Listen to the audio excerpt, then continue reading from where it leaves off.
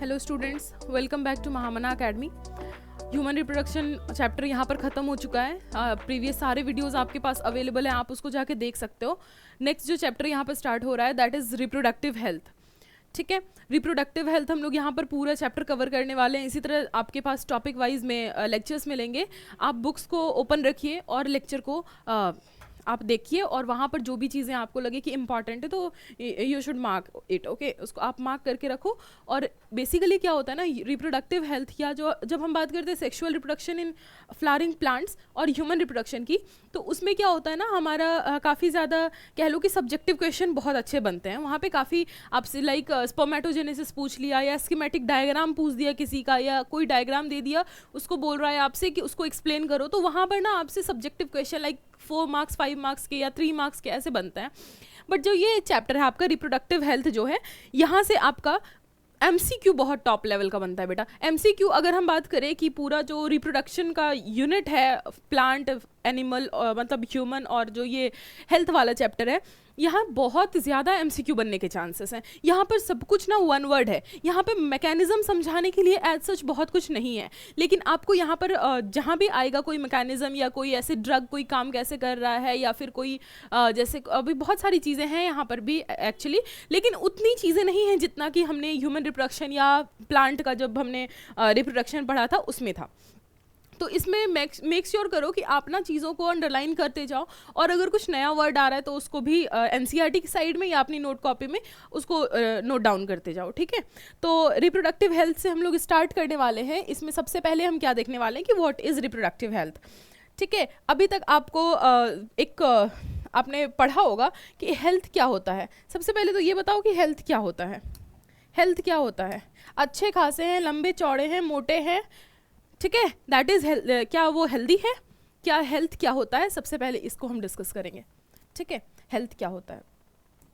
तो अब बेटा हम बोलेंगे कि हम हेल्दी हैं, कोई बोलेगा कोई और हेल्दी है, कोई बोलेगा मैं भी हेल्दी हूँ, तो इस तरीके से दुनिया की बातों पे साइंस नहीं चलती। ठीक है, तो ये क्या है ना कि WHO वर्ल्ड हेल्थ ऑर्गेनाइजेशन जो है, ये एक बाउंड्री सेट करके जो डेफिनेशन देती है उस पर जरूर दुनिया चलती है। ये जो WHO की बात कर रहे हैं हम, WHO के अकॉर्डिंग हेल्थ क्या है? एक wellbeing a state of wellbeing, basically a state of wellbeing of an individual in every aspect, ये है बेटा हेल्थ। क्या बात कर रहे हैं हम कि WHO कहती है कि a state of well being of an individual in every aspect, मतलब हर एस्पेक्ट में वो बंदा क्या होना चाहिए?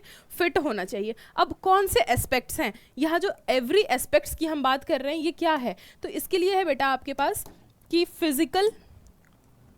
फिजिकल एस्पेक्ट, ठीक है, फिजिकल एस्पेक्ट, ठीक है, बिहेवियरल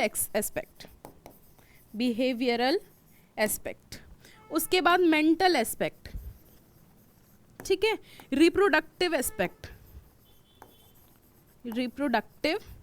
एस्पेक्ट, और एक और है दैट इज सोशल एस्पेक्ट।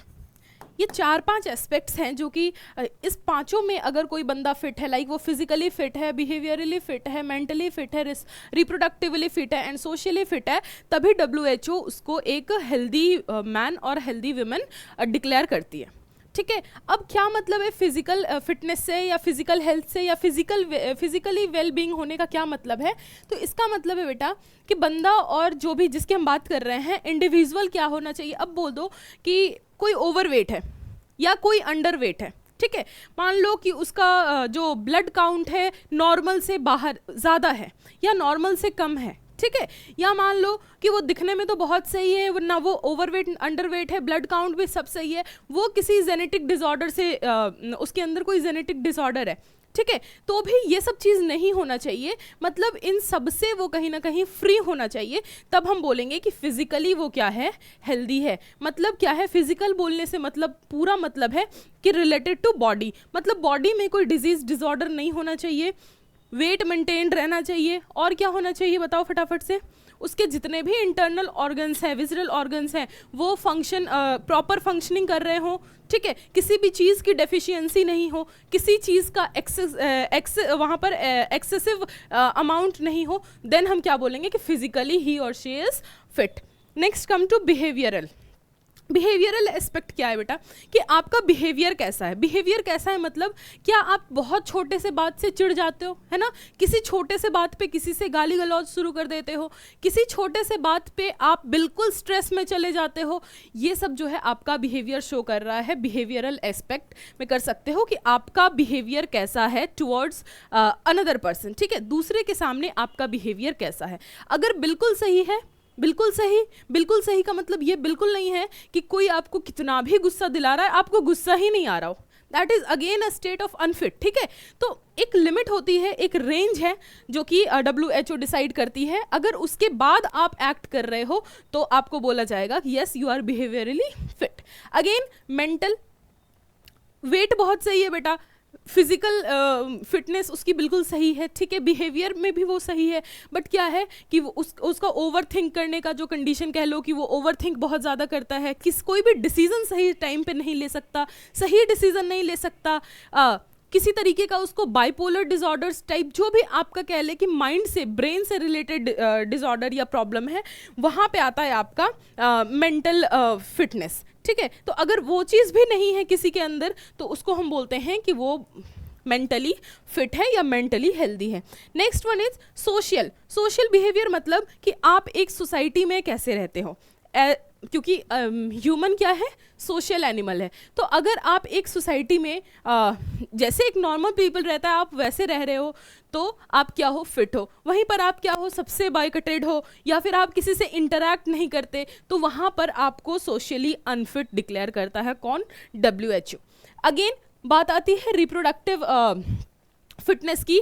तो रिप्रोडक्टिव फिटनेस में या रिप्रोडक्टिवली हेल्दी हम कब बोलेंगे, सारे रिप्रोडक्टिव ऑर्गन्स क्या होने चाहिए, फुल्ली डेवलप्ड होने चाहिए, सबसे पहली बात, ठीक है। जो उसका नॉर्मल रेंज है साइज में, जो उसके सेल्स के काउंट हैं उसमें, या उनकी जो फंक्शनिंग है वो प्रॉपर हो रही है, दैट मीन्स वो रिप्रोडक्टिवली क्या है, फिट है। तो ये 5 एस्पेक्ट्स यहाँ पर WHO मेंशन करती है कि आप क्या होने चाहिए, आप फिजिकली फिट होने चाहिए, फिजिकली हेल्दी होने चाहिए, बिहेवियरली हेल्दी होने चाहिए, mentally healthy, reproductively healthy and socially healthy. जब आप इन सारे एस्पेक्ट्स में हेल्दी हो then WHO will declare you as a healthy man और हेल्दी वीमेन, मतलब हेल्दी इंडिविजुअल तभी मानेगी। आप फिजिकली बहुत सही हो, बिहेवियरली बहुत सही हो, रिप्रोडक्टिवली सोशली बहुत सही हो और मेंटल कुछ गड़बड़ है इधर, तो आपको WHO हेल्दी पर्सनैलिटी या हेल्दी इंडिविजुअल डिक्लेयर नहीं करती है। तो आई होप आपको समझ में आया होगा कि रिप्रोडक्टिव हेल्थ या हेल्थ, बेसिकली सबसे पहले तो हेल्थ क्या है, हेल्थ क्या चीज़ है। और ये सारा जो डेफिनेशन है बेटा, ये जो सारे एस्पेक्ट्स डिसाइड किए गए हैं, it is totally decided by WHO। आपसे क्वेश्चन पूछता है कि रिप्रोडक्टिव हेल्थ का एक डेफिनेशन देगा और पूछेगा कि किसने इसको डिफाइन किया है, तो WHO जेनेवा, ठीक है, इस तरीके से आप लिख सकते हो। हालांकि आपके बुक में WHO ही दिया हुआ है, ठीक है। इसके बाद आ जाओ, ये हो गया, चलो अब रिप्रोडक्टिव हेल्थ क्या होगा। अब रिप्रोडक्टिव हेल्थ का भी मतलब बेटा सिर्फ रिप्रोडक्टिवली हेल्दी होना नहीं है, ठीक है। रिप्रोडक्टिवली हेल्दी होना रिप्रोडक्टिव हेल्थ को नहीं दिखाता, वहाँ पर भी मेंटली स्टेबल होना चाहिए, वहाँ पर भी सोशली वो इंटरैक्टिव होना चाहिए, स्टेबल होना चाहिए, behaviour should be in control and physical. तो बेटा फिजिकल हेल्थ की हम बात करते हैं तो सबसे पहली बात तो फिजिक ही आती है, हमारी बॉडी फिटनेस ही आती है। तो this is the definition, a state of well being of an individual in every aspects like physical, behavioural, mental, reproductive and social. I hope बेटा इसका डेफिनेशन क्लियर हो। NCERT के फर्स्ट पेज पर इसी चीज़ को लिखा गया है। नेक्स्ट आ जाओ, अच्छा ये रिप्रोडक्टिव हेल्थ नाम का चैप्टर क्यों इंट्रोड्यूस किया गया है, व्हाट इज द सिग्निफिकेंस, क्यों इसको इंट्रोड्यूस किया गया है इन क्लास 12th, ठीक है, क्यों इंट्रोड्यूस किया गया है, बोलो क्यों इंट्रोड्यूस किया गया है? बेटा there are so many problems in our country जो कि रिप्रोडक्शन से, या कह लो कि प्री रिप्रोडक्टिव स्टेज में या पोस्ट रिप्रोडक्टिव स्टेज में है, जो कि पब्लिक को फेस करने पड़ते हैं, मतलब हर एक कह लो कि एक सिटीजन को फेस करना पड़ता है। फॉर एग्जाम्पल जैसे मैंने बोला कि यहाँ लिखा है मैंने कि प्रॉब्लम्स क्यों हम पढ़ रहे हैं, दैट्स वाई ये लिखा है मैंने कि प्रॉब्लम्स। रिप्रोडक्टिव हेल्थ पढ़ने का क्या मतलब है, क्यों पढ़ेंगे हम रिप्रोडक्टिव हेल्थ? डेफिनेशन समझ गए, हो गया काम खत्म, रिप्रोडक्टिव हेल्थ। तो सबसे पहले हम प्रॉब्लम की बात करते हैं बेटा। यहाँ पर क्या है, सबसे पहला तुम देखो कि सबसे जो फर्स्ट रीजन है, the very first reason is growing population. सबसे पहला रीजन ग्रोइंग पॉपुलेशन। ये तो अच्छी बात है, ह्यूमन पॉपुलेशन इंक्रीज कर रही है, वेरिएशंस मिल रहे हैं हमें, वैरायटी इंक्रीज कर रही है, और जितना ज़्यादा लोग होंगे स्पीशीज़ का कंटिन्यूएशन उतना ज़्यादा होगा। ये ठीक है, रिप्रोडक्शन इज इतना ज़्यादा इंपॉर्टेंट है जितना उसको बैन कराना इंपॉर्टेंट है। आज कहोगे कि पॉपुलेशन बहुत पीक पर है, रिप्रोडक्शन को क्या करना है, बैन कराना है, कहीं ना कहीं ऐसे ऐसे पॉलिसीज़ लाने हैं जहाँ पे कि क्या हो, कम से कम न्यू बॉर्न हो। ठीक है, ये ठीक है, लेकिन उससे भी ज़्यादा ज़रूरी है बेटा कि वो न्यू बॉर्न का आना बंद ना हो जाए। ठीक है, ये आता रहे हर टाइम, रिप्रोडक्शन का फेनोमेनन नेचर में चलता रहे, दैट इज ज़्यादा इंपॉर्टेंट। ठीक है, कि हम तो यहाँ पर तो कहते हैं ना कि अगर पॉपुलेशन इंक्रीज हो रहा है तो गवर्नमेंट की ढेर सारी पॉलिसीज चल रही है कि कम बच्चे करने हैं, कहीं ना कहीं अपनी फैमिली को न्यूक्लियर फैमिली बनाना है, ये सब ठीक है। लेकिन एक मतलब अभी का ये चल रहा है रिसर्च कि कई बार क्या हो रहा है, कई जगहों पे बहुत सारी रिप्रोडक्टिव इनफर्टिलिटी का क्वेश्चन आ रहा है, इनफर्टिलिटी का भी वहाँ पर कंप्लेन आ रहा है, that is more dangerous than growing population. लेकिन अभी हमारे हाथ में जो हम प्रॉब्लम है that is our growing population. मतलब इंडिया का पॉपुलेशन देख लो बेटा, अभी आज़ादी मिले कितना हुआ है, कितना टाइम हुआ है, कर लो 1947 से अभी 2025। ठीक है, कितना दिख रहा है यहाँ पे, ऑलमोस्ट 75 to 78 ईयर्स यहाँ पर हमें देखने के लिए मिल रहा है। यहाँ पर ऑलमोस्ट 77 to 78 ईयर्स हमें देखने के लिए मिल रहा है, इतना टाइम गैप हुआ है। अब मैं आपको डेटा देती हूँ कि कितना पॉपुलेशन में इंक्रीमेंट आया है। At the time of independence 1947 में इंडिया का पॉपुलेशन कुछ 2 डिजिट्स में हुआ करता था, 2 डिजिट्स में, मतलब 2 डिजिट के CR में हुआ करता था, बिलो 50 था बेटा। ठीक है, बिलो 50 करोड़ था, 47,000 समथिंग। ठीक है, इसके बाद आ जाओ कि अभी का तुम देख लो क्या है, अभी 2025 का देख लो, 2025 का कितना है पॉपुलेशन इंडिया का, किसी को पता है इंडिया का पॉपुलेशन कितना है? पढ़ते हो करंट अफेयर्स वगैरह? 147.81 CR, this is the current population of our country. और यही रीज़न है, ये जो इतने बड़े डिजिट्स में हमारे पास लोग मौजूद हैं, दिस इज द रीज़न कि हम चाइना को क्या कर चुके हैं, पीछे छोड़ चुके हैं रेस में, है ना। बट बेटा सिर्फ पॉपुलेशन में, सिर्फ पॉपुलेशन में, तो सिर्फ एक मोड नहीं होना चाहिए कि हमें पॉपुलेशन में उनको पीछे छोड़ना है, हमें किस में पीछे छोड़ना है, हमें डेवलपमेंट में उनको पीछे छोड़ना है। ठीक है, लेकिन यहाँ पर क्या हो रहा है, हम उनको पॉपुलेशन में पीछे छोड़ रहे हैं। तो क्या क्या रीजंस हैं कि इस तरीके से पॉपुलेशन ग्रो कर रहे हैं? ठीक है, क्या क्या रीजंस हैं कि इस तरीके से पॉपुलेशन ग्रो कर रहे हैं? तो there are so many myths. एक तो सबसे पहली बात, बहुत सारे मिथ्स हैं सोसाइटी में। दूसरा अनअवेयरनेस है बेटा, रिसोर्सेज के बारे में अनअवेयरनेस है। हम सिर्फ अपनी फैमिली को जानते हैं कि हाँ मेरे पापा के पास इतनी प्रॉपर्टी है और वो मेरे दादा के पास इतनी प्रॉपर्टी थी और मेरे भाई को या मुझे इतनी प्रॉपर्टी मिलेगी, हम बस इतना जानते हैं। We are not thinking about कि हमारे कंट्री के पास कितनी प्रॉपर्टी है और उनका डिवीजन हम सब में कैसे होगा, हम उसके बारे में बिल्कुल अनअवेयर्ड हैं। ठीक है, आ रहा है समझ में? हमें बाहरी दुनिया से मतलब ही नहीं है। अभी तुम कहीं बैठ जाओ आसपास, देखो आंटी हो गई या फिर जो भी आसपास के लोग हैं, अपने बारे में बात करने में बिजी हैं। They are not even thinking about country's problem, क्या कंट्री की प्रॉब्लम है। ठीक है, तो सबसे पहला तो ग्रोइंग पॉपुलेशन का यही है कि हमें लगता है कि हमारे पास जितना प्रॉपर्टी है हम जी लेंगे अपनी ज़िंदगी, हम पैसा कमाएंगे, हम जी लेंगे। लेकिन एक बात ये भी तो सोचो कि a group of people, major group of people कहाँ पीछे छूट रहे हैं हमारी कंट्री में। लेकिन हाँ अब क्या बोलूँ मैं, कंट्री के बारे में किसी को सोचना नहीं है।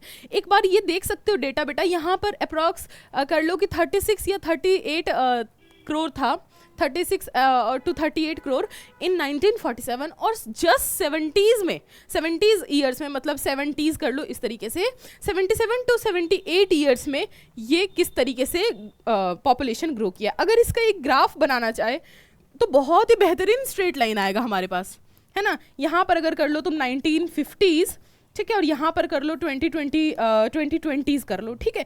तो यहाँ पर कुछ इस तरीके से हमारे पास ग्राफ आएगा। क्यों? यहाँ पर देखो 30, 32, 34, 35, 36 के रेंज में, और यहाँ 148 के रेंज में। ऑलमोस्ट ये तो 148 ही हो गया बेटा।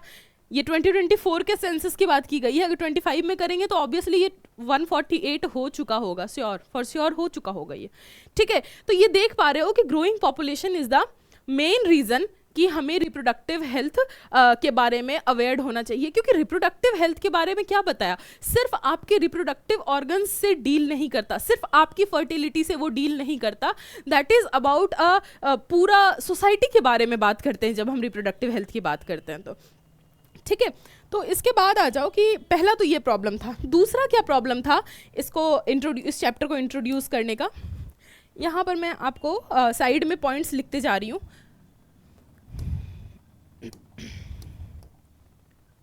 First one is growing population, ठीक है। दूसरा प्रॉब्लम जो था बेटा वो क्या था, दूसरा प्रॉब्लम था कि अनअवेयरनेस थी चीज़ों के बारे में, अवेयरनेस। अब अनअवेयरनेस, अगर बेवकूफ़ी की बात करें तो सोसाइटी में भर के है, ठीक है। तो अनअवेयरनेस इज नथिंग बट बेवकूफ़ी, कि किस किस चीज़ के बारे में हमें मालूम ही नहीं है, कोई आइडिया ही नहीं है इसके बारे में। अगर एक वर्ड किसी ने दे दिया और पूछा बताओ इसके बारे में क्या जानते हो, साइलेंट, ठीक है, किसी को कुछ नहीं पता है। तो अनअवेयरनेस बहुत चीज़ों के बारे में थी बेटा। क्या क्या थी? फर्स्ट वन इज सबसे पहले तो बर्थ कंट्रोल नहीं था। I am talking about past, अभी भी नहीं है, ओके। बर्थ कंट्रोल नहीं था। दूसरा हम क्या बात कर सकते हैं, दूसरा हम बात कर सकते हैं बेटा कि वहां पर क्या हो रहा था, फीमेल की डेथ। अब फीमेल की डेथ अगर मैंने बात की है तो यहां पर mother as well as child दोनों लिख लो, मदर चाइल्ड। अभी हम लोग आएंगे कि कैसे फीमेल की डेथ हो रही है, ठीक है। तीसरा हम बात कर लें STIs, ठीक है। इसके बाद हम बात कर लें post natal care of mother and child, ठीक है। नेक्स्ट आ जाओ प्रेगनेंसी गैप, ठीक है। इस तरीके से मैंने 5-6 तो यहाँ लिखे हैं बेटा। इसके अलावा भी बहुत सारे ऐसे टॉपिक्स अनटच्ड हैं जिसके बारे में कि सोसाइटी में कोई भी अवेयरनेस नहीं है। पहला बर्थ कंट्रोल, ये तो बताया मैंने आपको। दूसरा है फीमेल डेथ बेटा। फीमेल डेथ का क्या मतलब है, क्या फीमेल डेथ के बारे में हम क्या बात कर रहे हैं।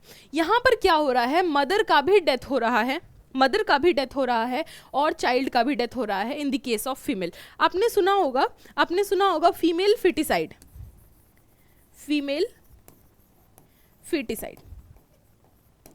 अभी कुछ 90s में, 80s और 90s में हम चले जाएं, जब साइंस थोड़ा बहुत कह लो कि थोड़ा बहुत यहाँ पर तरक्की कर रहा था, उस वक्त क्या एक टेक्निक आ गई एमनियोसेंटेसिस की। अब जो ऑर्थोडॉक्स टाइप के लोग हैं उनके लिए हो गया बल्ले बल्ले। क्यों?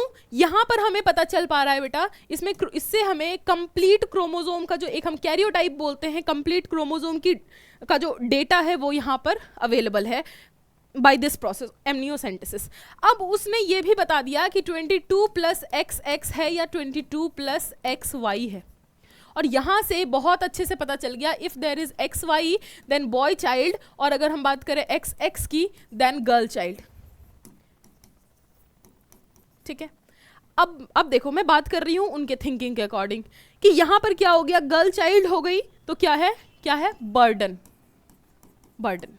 ठीक है। अब तो फिर भी बेटा गवर्नमेंट भी क्या किया, एमनियोसेंटेसिस पे बैन कर दी है और लोग भी कहीं ना कहीं अवेयर हो रहे हैं, ठीक है। लेकिन तब की बात कर रहे हैं हम, जब 90s की बात कर रहे हैं, 80s की बात कर रहे हैं, girl child was nothing but burden, और सबको क्या चाहिए था, बॉय चाइल्ड। अभी देखो फीमेल और मेल का रेशियो बहुत सारे स्टेट्स में क्या है, डिस्टर्ब्ड है, मेल्स और फीमेल का रेशियो क्या है, काफ़ी ज़्यादा डिस्टर्ब है, just due to amniocentesis.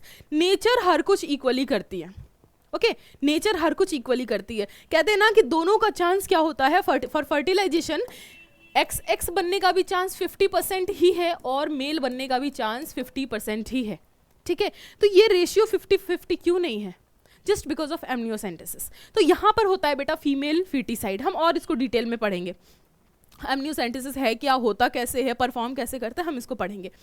Female foeticide देख लिया। अगेन सबसे बड़ा जो कह सकते हो कि सबसे जो घिनौनी बात कह सकते हो ऑफ दिस सोसाइटी, कि अगर कोई फीमेल एज मदर, अगर कोई female as mother female child को रिपीटेडली बर्थ दे रही है तो उसको क्या कर दिया जाता था, मार दिया जाता था, उसको मार दिया जाता था।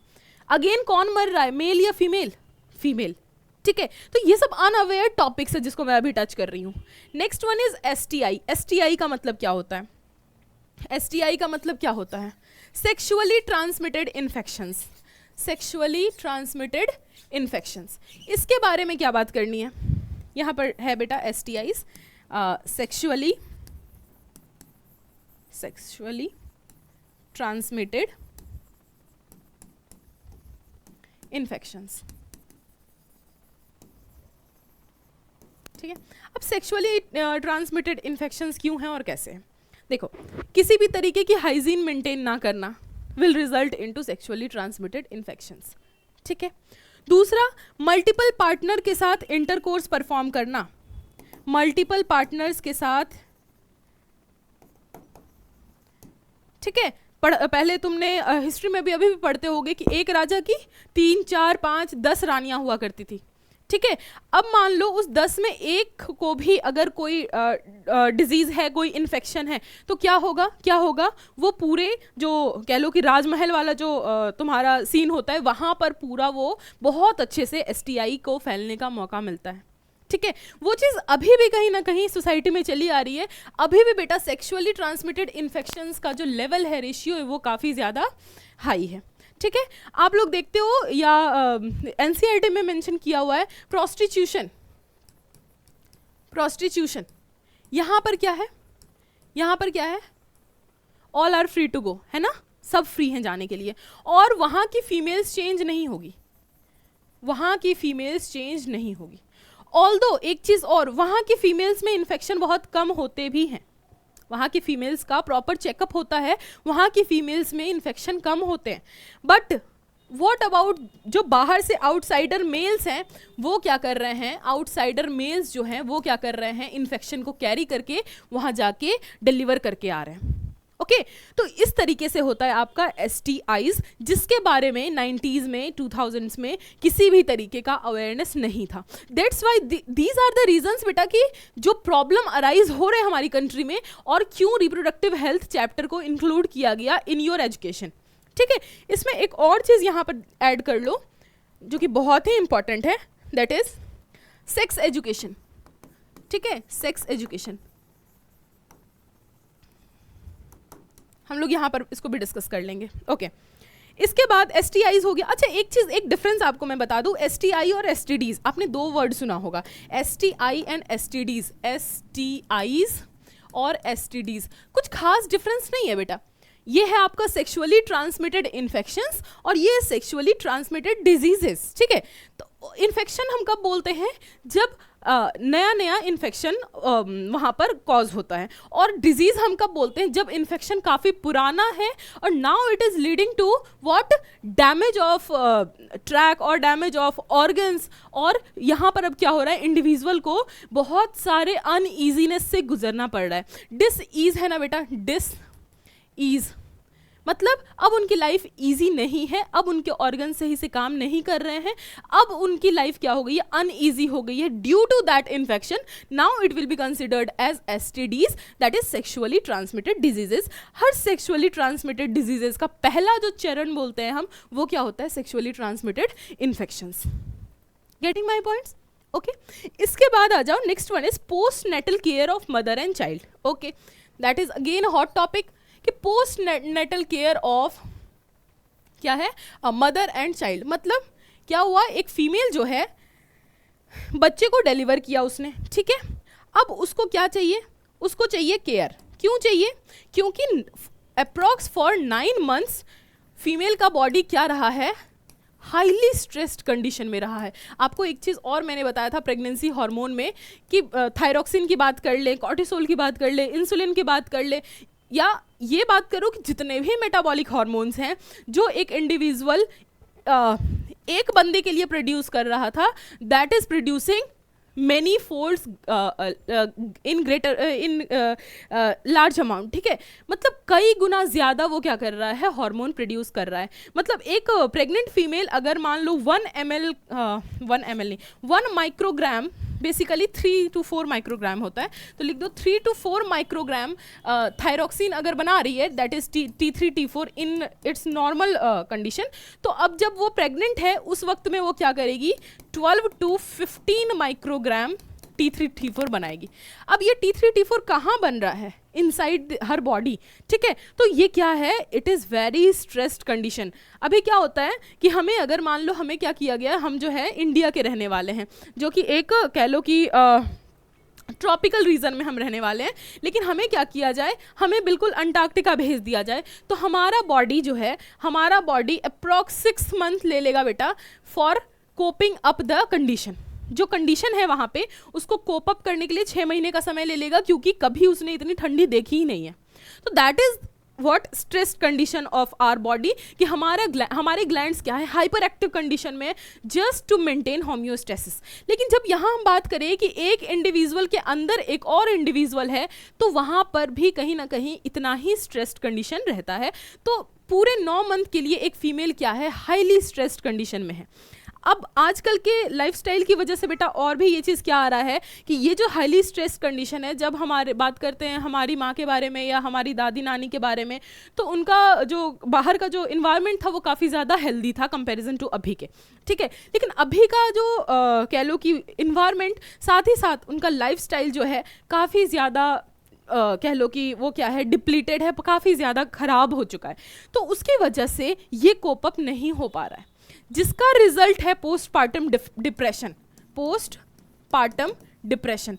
अब अगर मान लो अनअवेयरनेस इस हद तक है कि सोसाइटी को यही नहीं मालूम है कि what is postpartum depression, and जो फीमेल है जो अभी जिसने अभी न्यू बॉर्न को डिलीवर किया है, उसकी बॉडी के अंदर क्या मैकेनिज्म चल रहा है और क्या करे। बिल्कुल अगर थोड़ा सा चले जाओ तुम लोग विलेज वाले एरिया में, या जहाँ पे बिल्कुल एजुकेशन नहीं है, वहाँ पर क्या करेंगे, उनसे काम कराएंगे। चलो काम तो फिर भी बॉडी के लिए सही है, मेंटली उनको टॉर्चर करेंगे तो क्या होगा, वहाँ पर भी फीमेल का सिस्टम खराब हो सकता है। सिस्टम खराब होने का मतलब वो मेंटली वो डिस्टर्ब हो सकती है, फिजिकली डिस्टर्ब हो सकती है, और अल्टीमेटली उसकी डेथ हो सकती है। दैट इज़ द रीज़न कि अभी इंडिया में पोस्टपार्टम डिप्रेशन का केस बहुत ज़्यादा है, और पोस्टपार्टम डिप्रेशन से होने वाला डेथ का भी लेवल बहुत हाई हो चुका है, ठीक है। तो ये हो गया आपका पोस्टनेटल केयर ऑफ मदर। चलो मदर का किया, व्हाट अबाउट चाइल्ड। अभी बताया फीमेल फिटिसाइड, अगर किसी ने फीमेल चाइल्ड को डिलीवर कर भी दिया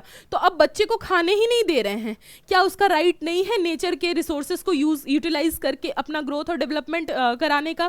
क्या उस बच्चे का ये राइट है या नहीं है? बिल्कुल है, लेकिन किस तरीके से केयर किया जाए उस इन्फेंट का, वो चीज़ सोसाइटी को बिल्कुल मालूम नहीं था, या ये बोलो कि वो फीमेल के केस में खास करके सोसाइटी उनकी केयर करना चाहते ही नहीं थे। ओके, तो इसलिए भी रिप्रोडक्टिव हेल्थ इंट्रोड्यूस किया गया कि आपको सिखाया जा सके कि how to perform post natal care for the mother as well as for the child, ठीक है। ये चीज़ हो गया।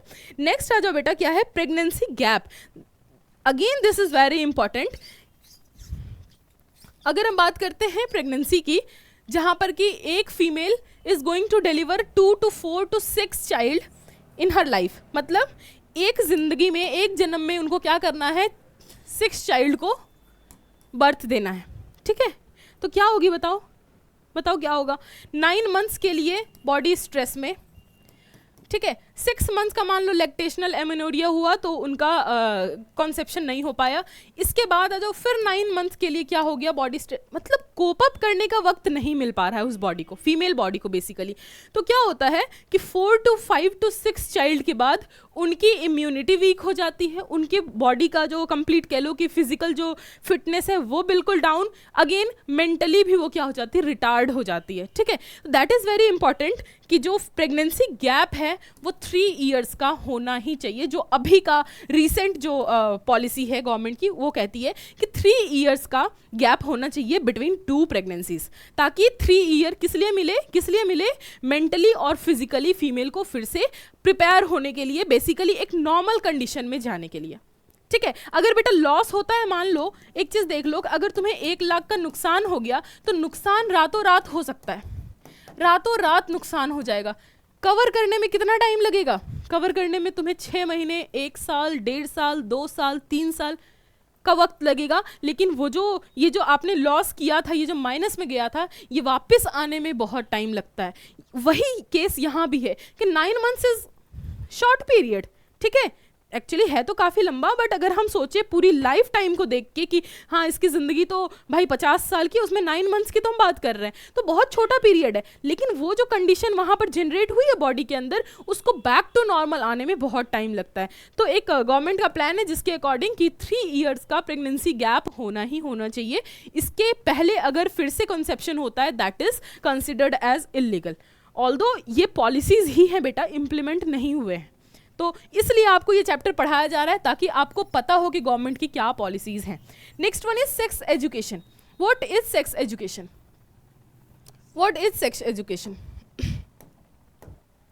सेक्सेस के बारे में नॉलेज होना ही क्या है, सेक्स एजुकेशन है। ठीक है, मतलब अपने ऑर्गन्स को अच्छे से जानना, अपने ऑर्गन्स को अच्छे से जानना। क्या मतलब है इसका? मतलब ये है बेटा कि there is nothing to hesitate, there is nothing to hesitate. पूरी बॉडी जो है, क्या है ना, हमारी सोसाइटी में एक ऑर्गन को पर्टिकुलरली कवर करके उसको ना बहुत ही क्यूरियस बना दिया जाता है। ठीक है, कभी ईयर के लिए, आई के लिए, फेस के लिए क्यूरियस नहीं होगा इंसान। ठीक है, लेकिन what about genitals? Genitals are the very curious point और very interesting topics for us. Why? What is क्या इसमें अलग क्या है? नथिंग। दैट्स वाई सेक्सेस का नॉलेज होना बहुत इंपॉर्टेंट है। खुद के सेक्स का नॉलेज होना भी बहुत इंपॉर्टेंट है और ऑपोजिट सेक्स का भी नॉलेज होना बहुत इंपॉर्टेंट है। तो सेक्स एजुकेशन को भी क्या किया गया है, इसमें इंट्रोड्यूस किया जा रहा है। अब क्या है, रिप्रोडक्शन में आपको कंप्लीटली बताया जाता है कि व्हाट आर दोज ऑर्गन्स, कहाँ पर गैमेटोजेनेसिस हो रहा है, what part is responsible for semen production, what is for oogenesis, और ओवरी के अंदर क्या फेनोमेनन चल रहा है, व्हाट इज एक्सटर्नल जेनिटेलिया। आपको हर कुछ बताया जा रहा है। एक ही रीज़न है, just to understand the nature को समझने के लिए आपको ये सारी चीज़ें बताई जा रही है। ओके, तो ये चीज़ आपका है कि सेक्सेस को समझने के लिए, साथ ही साथ उनकी फंक्शनिंग को समझने के लिए, ठीक है। अभी कई बार क्या हो रहा है, अभी देखो क्या हो रहा है ना, बेसिकली यहाँ पर देखो कि अभी जो प्यूबर्टी का एज है वो काफ़ी ज़्यादा ड्रॉप हो गया है। जो हम एक्सपेक्ट करते हैं 12 to 13 ईयर्स में, 12 to 13 ईयर्स में वो आ गया है बेटा 8 to 10 ईयर्स में। 8 to 10 भी आई थिंक मैं ज़्यादा लिख रही हूँ, 7 to 9 कर लो या 7 to 10 years. What about 7 years की जो फीमेल है उसको क्या पता है किसी भी चीज़ के बारे में? नहीं पता है। दैट्स वाई ये इंक्लूड किया गया है कि उनको पता हो कि ड्यूरिंग प्यूबर्टी उनके साथ क्या होने वाला है या how to deal it with. ठीक है, उनको पता होना चाहिए। अभी देखो काफ़ी सारे एड्स आ रहे हैं हमारे पास, एड्स आ रहे हैं जिसमें कि मेंस्ट्रुएशन को काफ़ी इलैबोरेट करके दिखाया जा रहा है, काफ़ी अनहेजिटेटली दिखाया जा रहा है, जिसमें कि मेल्स भी वो चीज़ देख रहे हैं और फीमेल्स भी देख रहे हैं। साथ ही साथ जो हमारे घर का जो मेल बच्चा है, छोटा बच्चा, वो भी देख रहा है और वो भी समझ रहा है कि yes this is completely natural, है ना, कंप्लीटली क्या है, ये नेचुरल है। That's why sex education is important, ताकि अपनी सिस्टर को, अपने फ्रेंड को वो क्या करा सके, कंफर्टेबल फील करा सके। साथ ही साथ मेल के केस में भी यही है कि मेल के ऑर्गन्स को, मेल के फिनोमिनन को समझना इज टू मच इंपॉर्टेंट। तो दीज आर द रीजंस बेटा कि क्यों हम रिप्रोडक्टिव हेल्थ चैप्टर को इंक्लूड किए हैं। इसके बाद एक और चीज़ आती है कि अनवांटेड प्रेगनेंसीज। देखो मुझे एक एक पॉइंट याद आ रहा है बेटा, तो मैं यहाँ पर लिखते जा रही हूँ, तुम जो है ना तरीके से लिख लेना, ठीक है। अनवांटेड प्रेगनेंसीज, अब ये क्या होता है, ये क्या होता है बताओ। मतलब अभी मेंटली और फिजिकली जो है न्यूबॉर्न के लिए कोई रेडी ना हो, वो मेल भी हो सकता है, वो फीमेल भी हो सकती है, दोनों पार्टनर में कोई भी हम बात करें कि वो क्या है, न्यूबॉर्न के लिए नॉट रेडी, ठीक है। बट क्या हुआ, बाय सम मिस्टेक क्या हो गया, प्रेगनेंसी कंसीव हो गया, that means conception is there, implantation, जो भी आपको लास्ट चैप्टर में पढ़ाया था वो सब कुछ अंदर चल रहा है, ठीक है। तो वहां पर एक केस आता है अबॉर्शंस, अबॉर्शंस, ठीक है, अबॉर्शंस। तो अभी क्या करते हैं, घर के नुस्खे से, खास करके हम बात करें कि काफ़ी इंटीरियर विलेजेस की बात करें, तो घर के नुस्खे से हम क्या करते हैं, अबॉर्ट करने की कोशिश करने लग जाते हैं, that is too much harmful या very very very harmful for the female body. तो अब ये अबॉर्शंस के लिए यहाँ पर क्या वर्ड आया है, MTPs, MTPs, that is again included under reproductive health, कि what is the right time for MTPs, और क्यों कराएं और किसके द्वारा कराएं। गांव में है, ठीक है, अनवांटेड प्रेगनेंसी है, एक बैठता है उधर दुकान लगा के डॉक्टर झोला लेकर, और वहां पर चले जाओ और वहां पर क्या करो, अपनी वाइफ को, अपनी सिस्टर को, या जो भी है फीमेल जो अनवांटेड प्रेगनेंसी कंसीव किया है उन्होंने, उनसे ट्रीटमेंट करा दो। No, this is not the right one. Government कहती है कि प्रैक्टिशनर से कराना चाहिए। प्रैक्टिशनर बोलने का मतलब है बेटा कि वो क्या होना चाहिए, वो डॉक्टर, जो हम गायनी की बात करते हैं उनकी बात यहाँ पर कर रहे हैं, कि प्रॉपर जो एक मेडिकल प्रोफेशनल है उनसे जाके मिलना चाहिए, और वो MTPs कराने के कंडीशन में है भी या नहीं उसको वो डायग्नोज करेंगे, देन दे विल रिकमेंड कि वहाँ पर अबॉर्शन होना है या नहीं होना है, और प्रॉपर ड्रग्स, प्रॉपर पिल्स के थ्रू वो अबॉर्शन परफॉर्म करेंगे, that is MTP is more scientific word, वहाँ पर MTP परफॉर्म करेंगे। तो दीज आर द प्रॉब्लम्स बेटा, जिसके सोल्यूशन के लिए बेसिकली क्या किया गया, रिप्रोडक्टिव हेल्थ चैप्टर को इंट्रोड्यूस किया गया है। अब अगर मैंने आपको प्रॉब्लम समझा दिए, तो क्या आप खुद से नहीं लिख सकते कि स्ट्रैटजीज क्या क्या होनी चाहिए, व्हाट आर द स्ट्रैटजीज, कि क्यों हम रिप्रोडक्टिव हेल्थ पढ़ रहे हैं, क्या क्या होगा बताओ फटाफट से। सबसे पहला जो मैं लिखूंगी वो क्या होगा, सबसे पहला, चलो सबसे पहला सेक्स एजुकेशन लिख देते हैं, प्यूबर्टी से स्टार्ट करके, ठीक है। सबसे पहला सेक्स एजुकेशन होगा, ठीक है। दूसरा स्ट्रेटजी क्या होगा कि पीपल में अवेयरनेस फैलाना, awareness regarding to pregnancy, regarding to menstruation, regarding to puberty, regarding to infertility, जितने भी रिप्रोडक्शन एसोसिएटेड प्रॉब्लम्स हैं उनके सॉल्यूशंस होने चाहिए, तो उसके रिगार्डिंग अवेयरनेस। तीसरा क्या हो सकता है, टू प्रिवेंट फीमेल फीटिसाइड, ठीक है। मतलब इससे क्या होगा, फीमेल चाइल्ड की ग्रोथ एंड डेवलपमेंट इंक्रीज होगी अगर फीमेल फीटिसाइड को रोका जाएगा। साथ ही साथ उसके साथ क्या होगा, जो मेल और फीमेल का जो रेशियो सोसाइटी में एक डिस्टर्ब्ड मैनर में मिलती है, वो चीज़ कहीं ना कहीं फिर से स्टेबलाइज होगी, ठीक है। इसके बाद आ जाओ post natal care, post natal care of both, post natal care is the strategy again, कि मदर का भी होना चाहिए, मदर का भी होना चाहिए। ये नहीं कि अगर बच्चा आ गया घर पे तो बच्चे को खिलाने पिलाने में लगे हुए हैं और मदर को बिल्कुल सूखने छोड़ दिए हैं, ठीक है। उस टाइम पे उनकी भी डाइट बनती है, जैसे आप बात करते हो कि ब्रेस्ट फीडिंग इज की फॉर द ग्रोथ, कि चाहिए ही चाहिए, ब्रेस्ट फीडिंग तो करानी ही है बच्चे को, उसी तरीके से मदर की भी डाइट प्लान बनती है बेटा, वो बनवा के ही उनको ये जो पोस्ट नेटल केयर हम बात कर रहे हैं, ये केयर फैमिली को करनी चाहिए, ठीक है। तो ये चीज़ यहाँ पर आ गया। इसके बाद क्या हो सकता है, अच्छा पॉपुलेशन कंट्रोल तो होगा ही बेटा, पॉपुलेशन कंट्रोल तो हम लिखेंगे ही, ये कैसे भूल सकते हैं हम, ठीक है।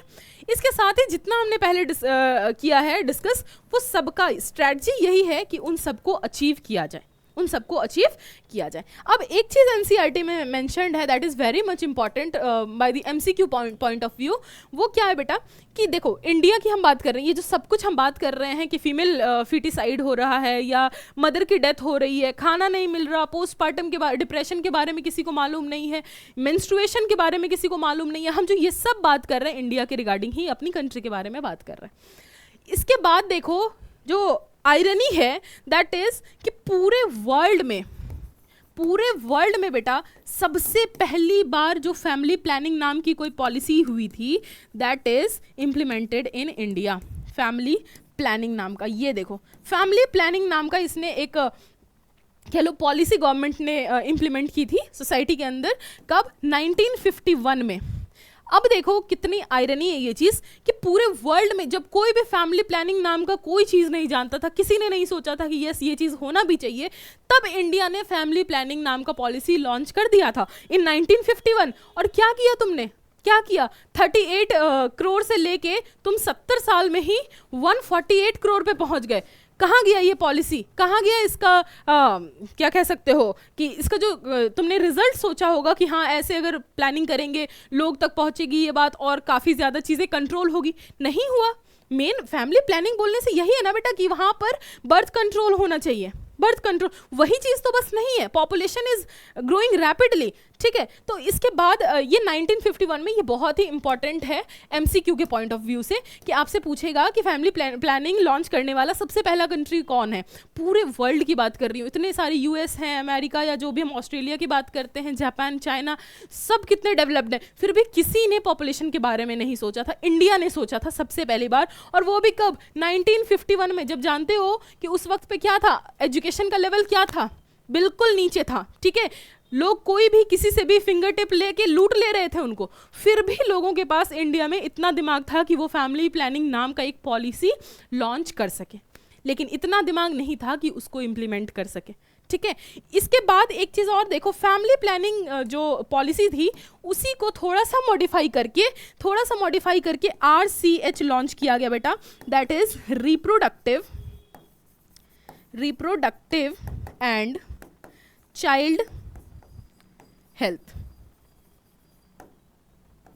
ठीक है।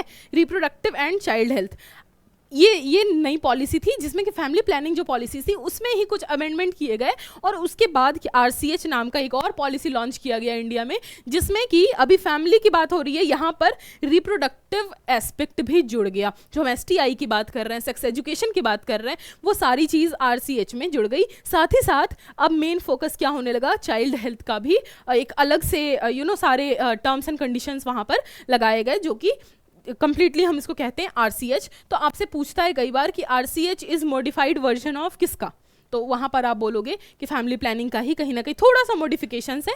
तो ये चीज़, ये 2 पॉइंट जो है काफ़ी ज़्यादा इंपॉर्टेंट है। और फर्स्ट ही पेज में आपको देखने के लिए मिलता है एक सहेली नाम का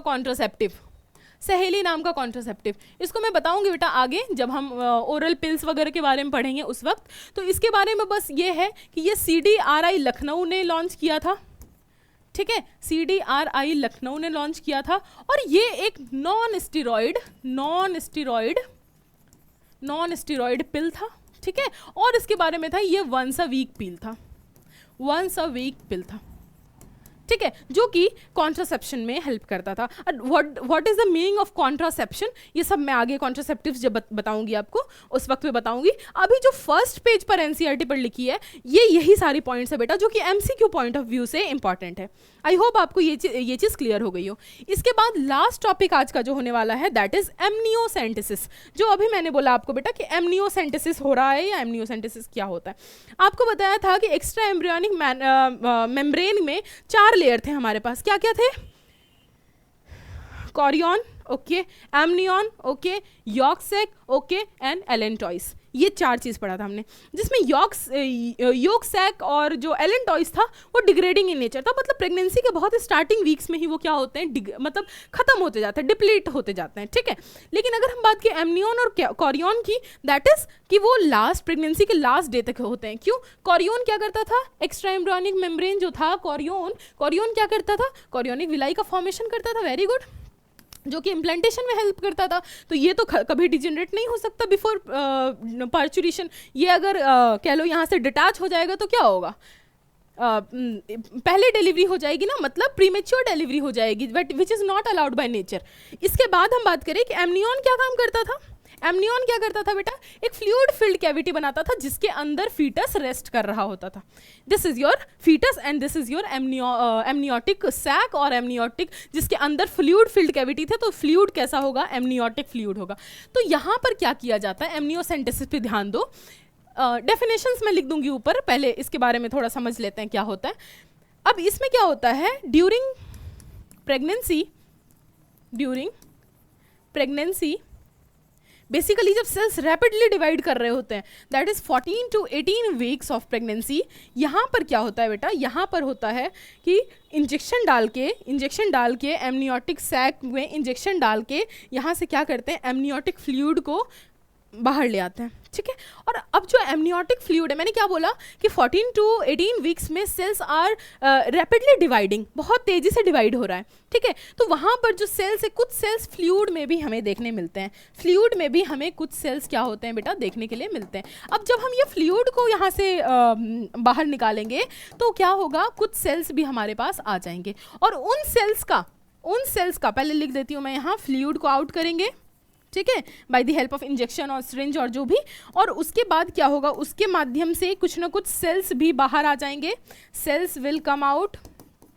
ठीक है, सेल्स विल कम आउट, और कैसे cell, amniotic sales.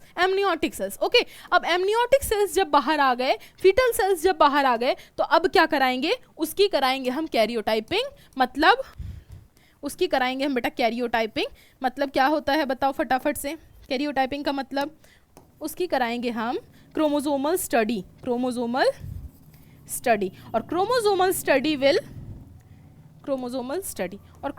Study will lead अस कि क्या वहाँ पर 22+XX कंडीशन ग्रो कर रहा है या 22+XY कंडीशन ग्रो कर रहा है, और यहाँ से हम डिटरमाइन कर लेते हैं कि जो फीटस है वो मेल है या फीमेल है. ठीक है, अब ये एमनियोसेंटेसिस किया क्यों गया था, सबसे पहली बार गवर्नमेंट इसको क्यों लाई, ये तो भाई अगर फीमेल फिटिसाइड कराना था तो इसको लाना ही नहीं था. तो इसको सोसाइटी में इंट्रोड्यूस करने का ये मतलब बिल्कुल नहीं था बेटा कि अब जितने भी फीमेल आएगी तुम चेक कर करके मारते जाना. ये कभी भी उसका पर्सपेक्टिव नहीं रहा था. क्यों किया गया था कि यहाँ पर हम कंप्लीट क्रोमोसोम को रीड कर पाते हैं, कंप्लीट क्रोमोसोमल स्टडी यहाँ पर होती है. अब क्रोमोसोमल स्टडी होगी तो क्या होगा, there are various genetic disorder, जिसका कि हमें मालूम अभी ही पड़ जाएगा, जेनेटिक डिसऑर्डर्स जिसका कि हमें पहले ही बेबी के बर्थ से पहले ही पता चल जाएगा कि वो इंडिविजुअल या वो फीटस हेल्दी है या कैरिंग सम जेनेटिक डिसऑर्डर. जैसे कि हम बात करते हैं डाउन सिंड्रोम की, इंडिविजुअल का बर्थ हो जाता, प्यूबर्टी तक उसका लाइफ साइकिल कुछ ना कुछ खास सही चलता है, बट उसके बाद जो प्रॉब्लम्स आती है, एक तो पहली बात वो इनफर्टाइल तो होगा ही, चलो कोई भी डिसऑर्डर अगर जेनेटिक होता है तो बेसिकली वहाँ पर इनफर्टिलिटी को लेड करता है. लेकिन अगर हम बात करें उसकी लाइफ भी नॉर्मल पीपल की तरह नहीं होती. हम बात कर ले मसल डिस्ट्रॉफी की, ठीक है, हम बात कर ले और हीमोफीलिया की, ठीक है, हीमोफीलिया की, हम बात कर ले बेटा कलर ब्लाइंडनेस की, हम बात कर ले सिकल सेल एनीमिया की. तो बहुत सारे जेनेटिक डिसऑर्डर है जिसको कि अगर आपने एम्ब्रायनिक या फीटल कंडीशन में डिटेक्ट करके उस फीटस को डिस्कार्ड नहीं किया तो वो लाइफ टाइम वो कभी भी उसको कह सकते हो कि क्योर नहीं है, उसका क्योर नहीं है. तो ऐसे इंडिविजुअल को इस दुनिया में क्यों लाना जो कि क्या है, अनफिट है, सरवाइव नहीं कर सकता, तो क्यों लाना. ओके, क्योंकि अगेन कंट्री का रिसोर्सेस वेस्ट हो रहा है उसके पीछे. तो इसलिए जो है एमनियोसेंटेसिस को लॉन्च किया गया था कि just to detect genetic disorders. ठीक है, लेकिन लोगों ने क्या किया, उसका मिसयूज करना स्टार्ट कर दिया. और क्या करने लगे, मिसयूज में क्या करने लगे बेटा, फीमेल फीटिसाइड करने लगे, ठीक है. दैट्स वाई अब क्या किया गया,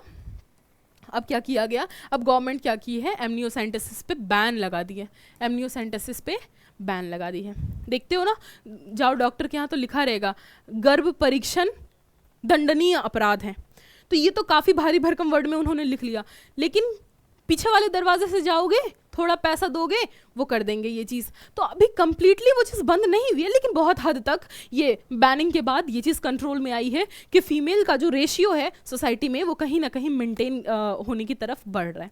ठीक है, अब यहाँ पर एक डेफिनेशन बस लिख लो, इसके बाद ये क्लास ओवर कर देंगे हम, क्योंकि आज के लिए बहुत ज़्यादा हो गया ना, बहुत ज़्यादा ज्ञान की बातें हो गई. इसका डेफिनेशन लिख लो, the process in which amniotic fluid is taken out and studied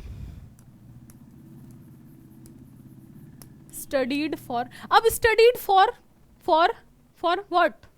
genetic disorder. यहाँ पर फीमेल फिटिसाइड मत लिख देना, फीमेल फिटिसाइड कराने के लिए हम एमनियोसेंटेसिस नहीं करते हैं, ठीक है? थोड़ा सा दिमाग खोल के लिखना डेफिनेशन, हम फीमेल फिटिसाइड कराने के लिए एमनियोसेंटेसिस नहीं कराते हैं। बेसिकली अगर हम डेफिनेशन एक पॉजिटिव एस्पेक्ट में दें तो स्टडीड फॉर जेनेटिक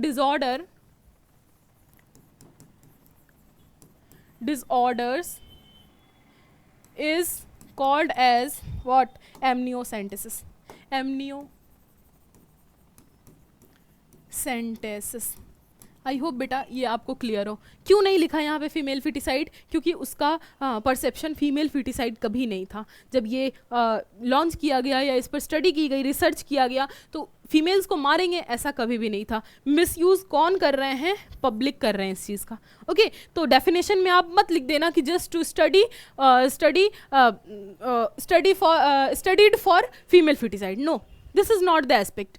क्या है? Studied for genetic disorder is called amniocentesis. The process in which amniotic fluid is taken out and studied for genetic disorders is called as amniocentesis. I hope बेटा आज की class आपको clear हो। इसके बाद हम लोग नेक्स्ट टॉपिक पे मूव ऑन करेंगे। तब तक के लिए आप लोग पढ़ते रहो और बाय बाय एंड जय हिंद।